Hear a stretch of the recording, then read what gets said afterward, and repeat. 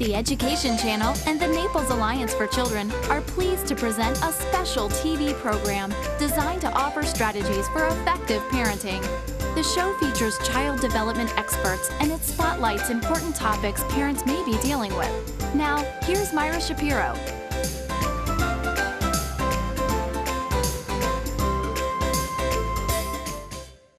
Welcome as Naples Alliance for Children presents Issues that Face Collier County Residents.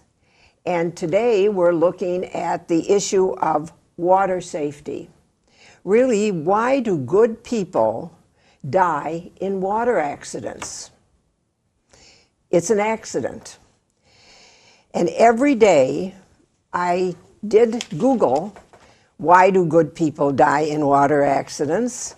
And found that every day about 10 people die from unintentional drowning. Of these, 2 are children aged 14 or younger. Drowning ranks 5th among the leading causes of unintentional injury death in the United States. And we're going to look into, as I talk to my guests, who are Paula, DiGrigoli, tell me, how do you pronounce it? DiGrigoli. Okay, thank you. Who is the Executive Director of NCH Safe and Healthy Children's Coalition of Collier County. And my second guest, not second in line, but because he was a commander, is Robert A. Adubato. Is that correct? Correct. Thank Yes. you. And he is with the U.S. Coast Guard Auxiliary Flotilla 93, and he's the immediate past flotilla commander. And now he's with a public relations officer with the flotilla. So we have 2 experts in drowning and in water safety. And first of all, we like to, is this a problem here in Collier County? Absolutely. Could you just address that question? Well, you know, we have our share of boating accidents. We have a lot of boaters. Go to the whole state of Florida. We have like 420 miles of coastline, close to 20 million people, and we've got a boating season that runs 12 months out of the year. So Florida leads the nation in the number of boating deaths and the number of boating accidents. All of these numbers have to do with the fact that we have a 12-month-a-year boating season. We have a large population, and we have a lot of boaters. And this time of year, when we have more boaters than ever with all the snowbirds here, we have more accidents. And when you speak of boats, are you're talking about motorboats, and what else? Anything that gets on the water that is considered a vessel, like a paddleboard. A paddleboard is considered a vessel. A PWC, PWC? Ski-Doo, you know, personal watercraft, Okay. A Ski-Doo. Yes. These are vessels, and they have to be considered they are considered as such, and there are laws that govern the use, and also laws that govern who can use them. So we're talking about, and what is not, well, I'm going to go into Paula now. Paula, you're with Safe and Healthy Kids, and you have a water initiative. Outside of the boats and what Bob just talked about, what other places are there that kids get drowned? Yeah, and we have an issue. We have an issue with the boats, but also drowning is the leading cause of death in children in Collier County, ages 1 to 4, and also in Florida. And Florida leads the nation for drowning deaths in children 1 to 4. The majority of these deaths happen is in residential pools, in bathtubs, but also it happens in lakes or canals, and also on the beach as well. But we have water everywhere. And like, Bob said it, we have beautiful weather year-round, and that is the reason why drowning happens year-round. We don't have a drowning season like other communities, like up north, they will be seeing more drowning deaths in the summer. Here happens year-round. And that is, why our coalition, does many things and many layers of protection to prevent this. And Bob, there are injuries reported, there are deaths reported. What brought about this program was that in this past month of December 2015, there were multiple incidents in the paper in different types of vessels where people died.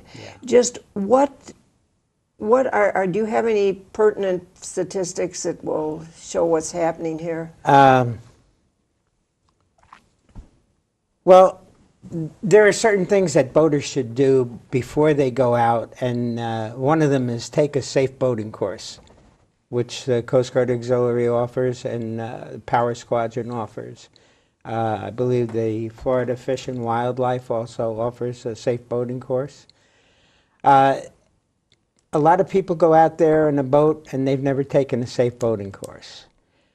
Wearing a life jacket, I believe a life jacket should be like a seat belt. Everybody should wear one. I don't care how good a swimmer he is, but he should have a seat belt on. I mean a life jacket. The Coast Guard and the auxiliary, when we go out on a boat, we always have a life jacket. We never leave port without a jacket. As soon as we get on that boat, we have to have a jacket on. So, and these are people who are professionals. This is what we do. This is what the Coast Guard does for a living. And always have a jacket on. Getting back to the courses, my husband and I were very novices coming from up north, driving boats up north, but in the lakes it's all together, unless you're in Lake Superior or something, and it's different. Yeah. So when you come down here, we will have links at the end of the program, but what do people learn in these courses? Well, there's another course we offer called Local Knowledge, which is a one-day course that runs for 3.5 or 4 hours on a Saturday afternoon. That teaches people about the local waters, where it's safe to be in your boat, where you should not go unless you have a flat-bottom boat, or it gives them the ideas of where to be, when to be there, where not to go, what speeds you should use, and so on. We also have, during the boating skills and seamanship course, we have a marine policeman come in and speak to them about the various laws and how to observe them and so on. So that the course is important. Now, someone just comes down and they get a boat. And they want to get into the boat. It's like riding a car. You get a new car and wow, you're going to go. In a car, you probably would hesitate to get a license. You need a license before you're going to go tooling around in your car. But what would you suggest realistically when that person gets that boat down here and they maybe can't take the course, they want to go out and the course doesn't start until next week or next month, what should they do? Well, there are things people can do online.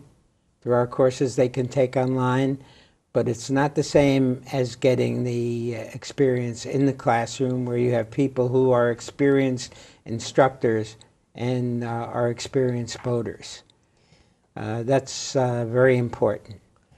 And Paula, from the kids' end of it, the responsibilities and all, I know that where do you see that novice boater who thinks they know everything because they came up north and they were tooling around in a small lake, not out on the Gulf? What things do you have to offer? I mean, we have, first of all, the message that we always say to all the families, like, why to take the risk? Please don't do that, because accidents happen, it can happen to you. Even that you think it's not going to happen to you, it can happen to you. But the life jackets, for example, like what Bob was saying, that even they wear themselves. We have life jackets available in 12 different locations in Collier County, and we have the U.S. Coast Guard auxiliaries helping us every month to check the condition of these life jackets. You are welcome to use them. We have adult and kids in infant sizes, and you use them and hopefully return them. But please, everybody, our recommendation is definitely to wear the life jackets all the time. And like, Bob was saying, definitely to take the classes. You need to know the ins and outs of boating, because it's not as simple, just to take your boat out. And in the accidents, Bob, because you have a lot of the statistics, there are accidents that no one really gets hurt. There are accidents where someone gets hurt, but they're alive, and then there are deaths, which is what we've had very recently. What is the main factor there? What causes these, something that could be prevented? That causes the accidents? Alcohol. Number one? That's the number one cause of accidents. And of course, the number one cause of drowning is not having a life jacket on. The 61% of boating accident deaths were caused by drowning in 2013. Of the 459 who drowned in boating accidents in 2012, 85% were not wearing life jackets.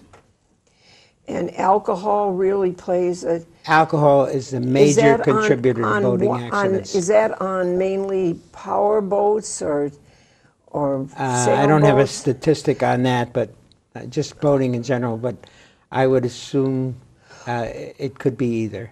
What advice would you give? Because boats are party boats. People like to stay at the dock, and they have their, I forget what they are, those some canary thing, drinks or whatever they have that are supposed to be fun. And then what advice would you give to someone who has a boat and is inviting guests? Party when you get back to your port. You can let your guests party on the boat, but you, as the captain of the boat, should party when you get back to port, not when you're out on the water. And Paula, from your end with those, and we're talking with you on children and I suppose teens, adults, it depends on how you say a child. What do you feel some of these deaths, and this is not just on boats, that have been extremely tragic, what would you give? What is the main cause for the deaths that you look at? When you are in the water, the main reason when the drownings happen is because of lack of supervision. And that's what we call the water watchers. An adult needs to be supervising the children. And that adult should not be drinking, should be texting or using the phone, needs to be observing the children, 24/7 when you are in a boat or in a pool or in a place, because accidents happen in seconds. And on the beach. I mean, we haven't talked about being on the beach. Yes. But supervision, because you cannot take your eyes out of the kids because accidents happen. And for them to be wearing life jackets, even if they are on the beach, if they don't know how to swim, and even you don't know how to swim, you need to wear a life jacket. And we're going to go on and see more preventive messages in the next half of the program. And hold it right there, and we'll be back. The Naples Alliance for Children program will return.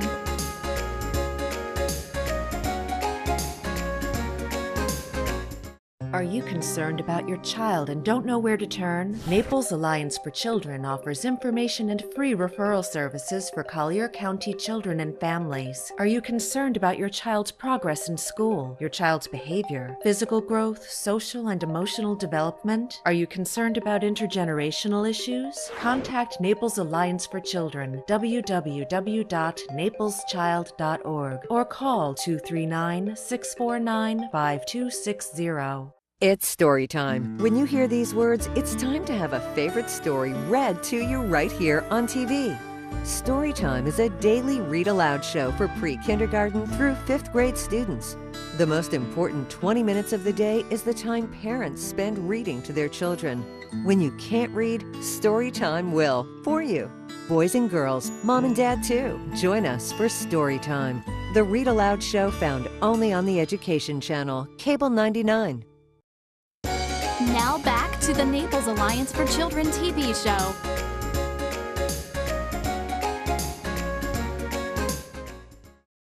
Welcome back. As Naples Alliance for Children, speaks to, please say your names. Paula DiGrigoli. Okay. Paula and- Adubato. Thank you. That makes life much easier for me. And we're continuing to look at water safety and accidents that happen almost every day, or every week at least, here in Collier County and in all of Florida. And we talked about different reasons for these accidents to happen in the first half of the show, and now we're going to get down to specifics. Just what a parent or grandparent or just a community, a resident can do to, this should be, drownings should be probably zero unless a boat blows up and you're in it. But other than that, are there any unpreventable accidents, Bob? Well, most accidents are preventable. You say when a boat blows up. Well, one of the things that we teach when you get on a power boat and it has an internal engine, the first thing you want to do is smell. If you smell fumes, don't start the engine. Before you go out on that boat, when you do start the engine, you let it run for 4 or 5 minutes until all the fumes clear. Make sure your bilge is clear and so on. That way it won't blow up, hopefully. So I'm just going to repeat because I think this is really important. Yes. You get on a boat, even if it's a brand new boat. Mm-hmm. Now, if you're at the dock, you've just refueled, it's going to have some of these odors, but you smell. When it's cleared, then you can start the boat. Right? Start the engine, let it run for at least 4 minutes. Okay, let's say 5 minutes. Okay, 5 minutes. Because that's easier. And then you can start. So while your guests are getting on or you're getting things ready. Now, what if you stop the boat? You come up to the dock and you have lunch, maybe get off, or you stop in the middle, put down anchor, or whatever you do, and start and fish. Do you use that procedure when you start up again? No, not necessarily, because the bilge is already cleared. Okay, so it's you're not from- going to get those It's odors. from the Yeah. dock? Yeah. Okay. And what other precautions would you say to take with other vessels? Anything? When you mean Before when you start. Before you start, always check the weather. Make sure that you're prepared for the weather. Make sure that you have enough water on board. Make sure that you tell someone where you're going. File a float plan. Airplanes have to file a flight plan. Boats should file a float plan so that someone knows where you're going, what time you're leaving, what time you should return. This way, if you don't come back on time and you're gone several hours after that time and the Coast Guard or the auxiliary goes out to look for you, we have an idea where you might be. Okay, so we're talking, just to repeat, we're talking check the odors, Yes. let it idle for 5 minutes. Yes.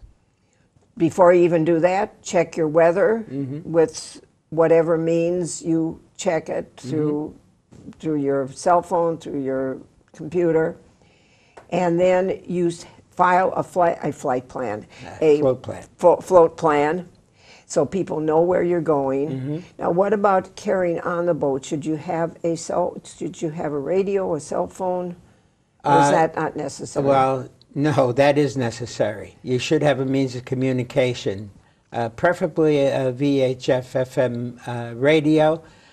Most people carry a cell phone if they don't have a radio.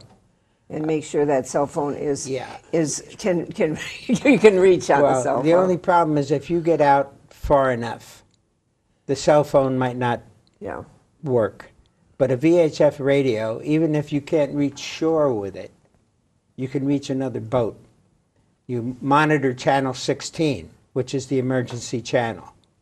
And everybody is supposed to be monitoring channel 16. Okay. All right. Now, Paula, what would you say? He's talking boats. You're talking everything else plus boats. What would you say for parents to do and prepared before the kids even get in the water, near the water, whatever. Yeah, like we already said, the life jackets, but also to know CPR. Because to be ready in a case of an emergency, it can happen in the boat or can happen on the beach. There are a lot of wonderful programs out there. I know the U.S. Coast Guard flotillas, they provide CPR, the American Red Cross, some of the fire departments, the hospitals. There are also American Heart Association has wonderful YouTube videos for CPR. CPR can save somebody's life. And it can, we see always, in every situation of drowning death, the difference when somebody had provided CPR or not, if the child is going to survive or the adult is going to survive. You have to breathe for the victim in a drowning situation, and CPR has to be done right away. And what about, we're not talking about in the home because we've done that before, but we're talking about the beach, the waiting on the dock, and for the boat to come back, and all. Should parents, what preparation should they I would make? say, like with the parents, just go through the rules to the children, that the children need to be wearing the life jackets all the time. They should not be taking them off. Go over those rules with them before, and then when you got in dock in an island or something, explain the kids, if you're going to be swimming, other boats are going to, can, harm you or kill you. Just go over and over the rules with your kids, and definitely, parents, don't drink when you have your children with you, and definitely the person driving the boat should not be drinking, and supervising, the children when they are in the water. And this is even when they're on not docks also probably. Yeah. Lifeguards on.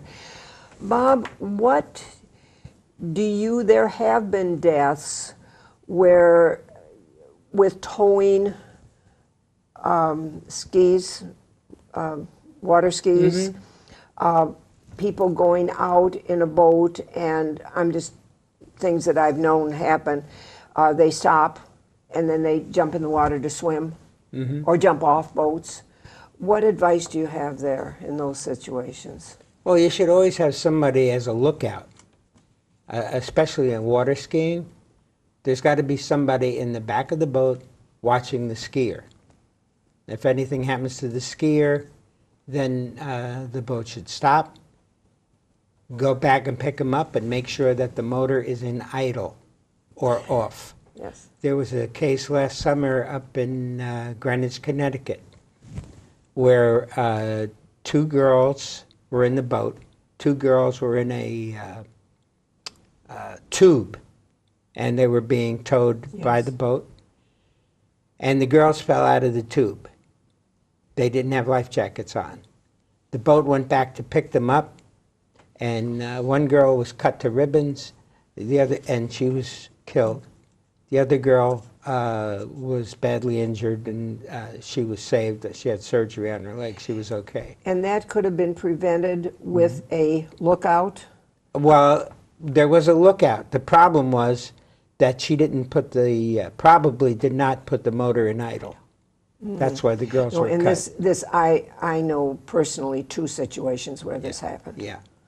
Yeah. And it's so tragic. It's so preventable. And it's so preventable. Yeah. That, these kids have to live with that for the rest of their lives. Yes. Unfortunately. No, it doesn't, and I think with all these, whatever tragedy it is, it's not just the person who was killed or maimed or whatever, it's the people who were involved in And their this. families, and, it's life-changing. Yeah. And supposedly the girl had taken the safe boating course.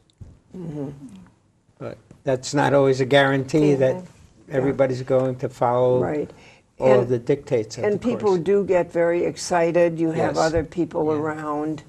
Where do you feel, and maybe Paula, you can think about this too, are there places in this county that are safer than others? This morning I heard, or last night it was, they gave the most dangerous roads to drive on, which turned out to be every road that I go on.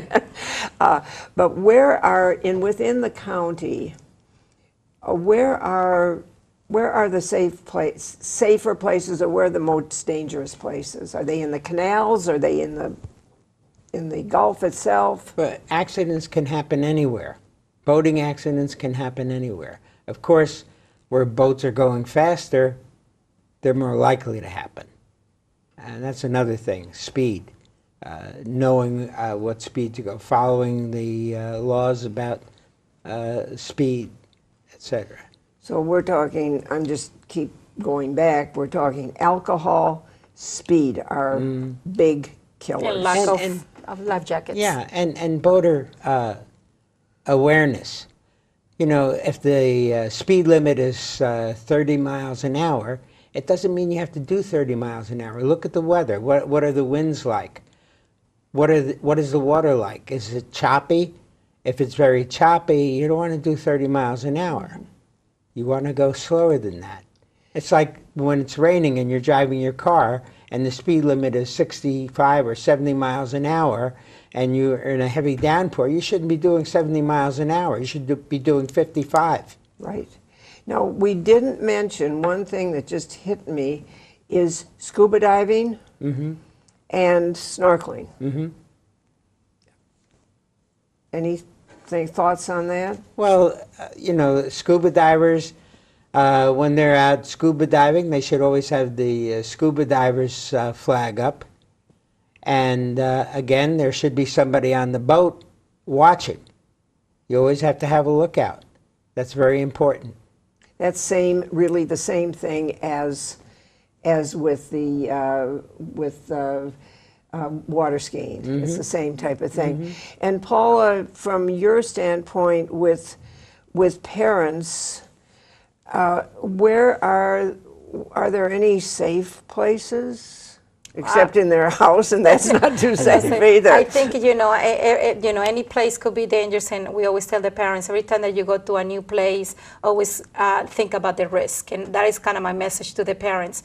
Every time that you travel for vacation, or you go to grandma's, or you go to the beach, or you go to a boat, always think about the risk that can happen to your children and be prepared, because their accidents are preventable, especially drowning deaths. And like the paddle boards, you're seeing paddle boards everywhere, and you see the kids on top of the paddle boards. Oh, yes. You know, they need to be wearing life jackets in the paddle boards, the little ones, I will suggest. Yes. No, Yes, and I may have been derelict in those at grandma's too. And now we've come to the end of the show. Can you just, in one sentence, just what message do you want to give? I'd like to give the message, life jackets, wear them. Okay. That's what they're for. And alcohol and water doesn't mix. Okay, we've got the message going out, and thank you so much. There's much more to say, but we'll see you next time.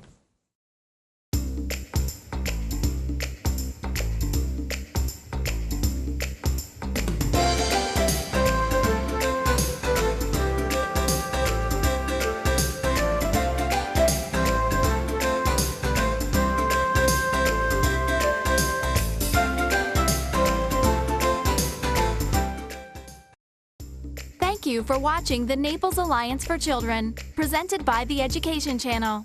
If you have questions or comments for the show, please call 649-5260 or visit napleschild.org.